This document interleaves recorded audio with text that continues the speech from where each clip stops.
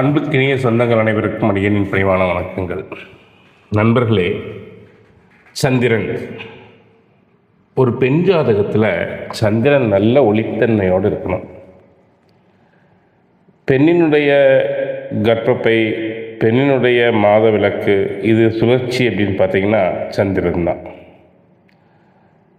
சந்திரன் அமாவாசை பௌர்ணமி எடுத்துட்டிங்கன்னா 28 நாளில் சந்திரன் பூமியை சுற்றி வருது.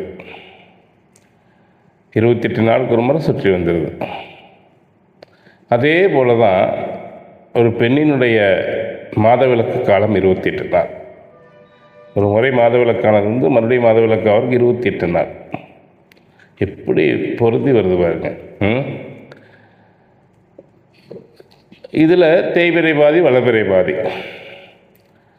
அதுபோல் தான் ஒரு பெண் தலைக்கு குளித்து வளர்பிறையாக இருக்கிறாள். பாதி நாளுக்கு பிறகு 14 நாட்களுக்கு பிறகு தேய்பிறை ஆகிறாள். தலைக்கு குளித்து இந்த 14 நாட்கள் தான் தாம்பத்தியம் வச்சுக்கணும் அப்படின்னு நம்முடைய மூல நூல்களில், உத்திரகாலாமிர்தம் போன்ற மூல நூல்களில் மகாகவி காளிதாசர் சொல்லியிருக்கார். அப்போ தான் கருத்தரிக்கும் தன்மை உண்டு அப்படின்னு. இன்ன நாளில் கருத்தரித்தா இன்ன குழந்தைங்கிறத கூட சொல்லியிருக்கார். அந்த குழந்தை புத்திசாலித்தனமாக பிறக்கணும்னா எத்தனாவது நாள் ஒன்று கூடணும் அப்படிங்கிறதெல்லாம் நம்முடைய ஜோதிட சாஸ்திரங்களில் இருக்குது. எவ்வளோ பெரிய விஷயம் பார்த்தீங்களா? மீதி இருக்கிற 14 நாள் தேய்பிறை. இந்த தேய்பிறையில் கரு உற்பத்தி ஆகாது, குழந்தை உற்பத்தி ஆகாது அப்படிங்கிறதையும் சொல்லியிருக்கார்.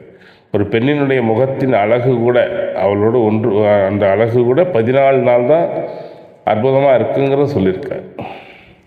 எவ்வளோ பெரிய விஷயங்கள் இதெல்லாம் நம்முடைய ஜோதிட சாஸ்திரம் நமக்கு கொடுத்த பொக்கிஷங்கள். புரியுதுங்களா?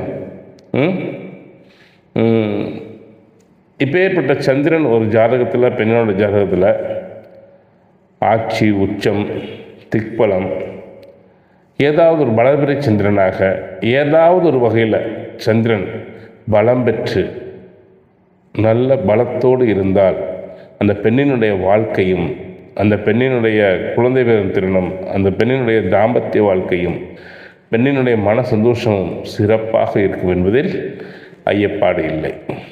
அதுதான் சந்திரன் பலவீனமாக இருந்தால் வாழ்க்கையில் பல சங்கடங்களை சந்திக்க நேரும். அப்போது ஒரு பெண் ஜாதகத்தில் சந்திரன் எவ்வளவு முக்கியத்துவப்படுகிறான் பார்த்தீங்களா? அந்த அளவுக்கு சந்திரன் பலத்தோடு, ஏதாவது ஒரு வகையில் பலத்தோடு இருக்க வேண்டும். இதுதான்